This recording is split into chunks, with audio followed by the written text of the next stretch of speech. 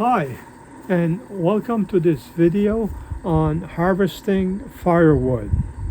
Sure, you can always get firewood without having to pay for it, especially after a storm, and especially if neighbors know that you have a saw and that you heat your house with firewood. Uh, but I don't believe there is such a thing as absolutely free firewood. There is always a cost somewhere, whether that be the saw that you need to cut the wood, the axe that you need to split the wood, the, the oil and gas that you need to operate the power saw, the truck and or trailer that you need to haul the firewood, and the wheelbarrow that you need to cart the firewood. Uh, Even if you own the land, there is always a cost to getting firewood. The biggest cost of all, however, is your time. But it can be fun harvesting firewood, especially if you have the help of friends and family.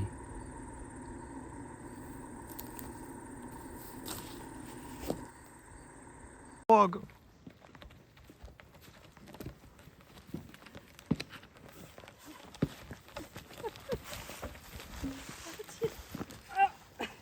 Il a bataille.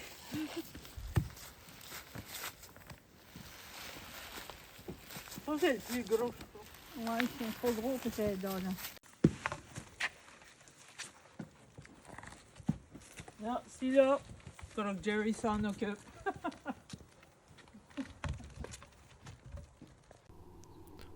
The best woods for heating your house through the winter are probably the dense hardwoods such as oak, maple, elm, or hickory.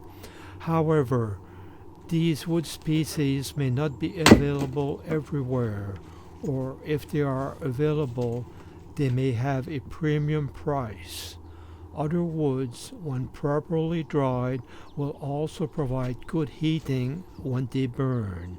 Woods such as birch, spruce, pine, and cedar are readily available in most areas and can also contribute very well towards keeping a house nice and warm during the winter. This is some cedar. I just saw a squirrel. Did you see it?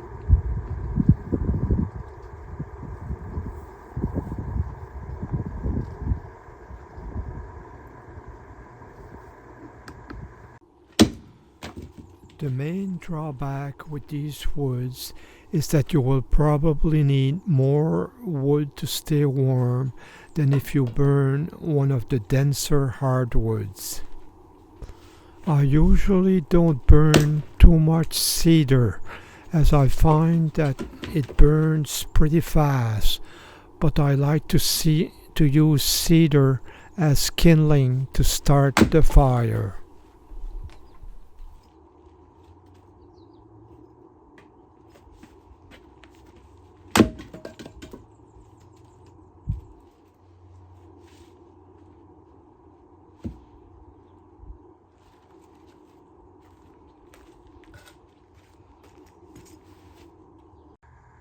This is some cedar that I just chopped down and put in plastic totes. This wood will serve to start my fires next winter. This is a white birch tree that I cut down on my property. The tree was leaning too much over the street. Yellow birch heats or gives more heat than white birch. I use a splitting maul rather than a regular axe to split the wood, as I find it works best. I use such strategies as hitting the wood at its weakest point or at the same point multiple times to split the wood.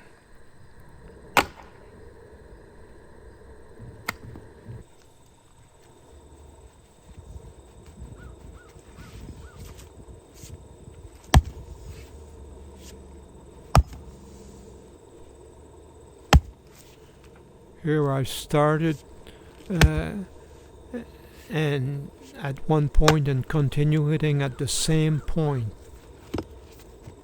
to eventually break the block.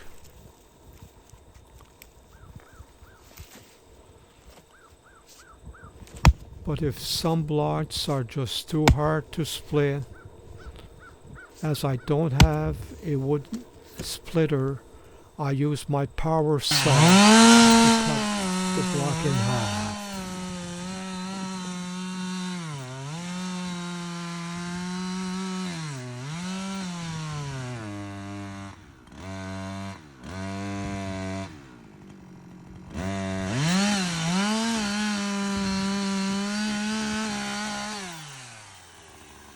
And I finished the job with my splitting maul.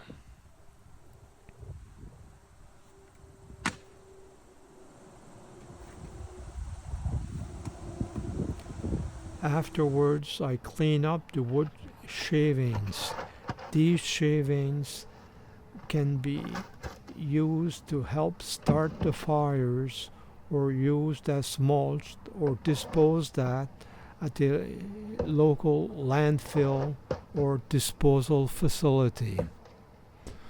Whatever woods you use, the wood has to be well dried out to prevent the buildup of creosote in the chimney and possible chimney fires. And of course, the chimney and the stovepipe have to be cleaned at least once before the heating season and sometimes during the heating season.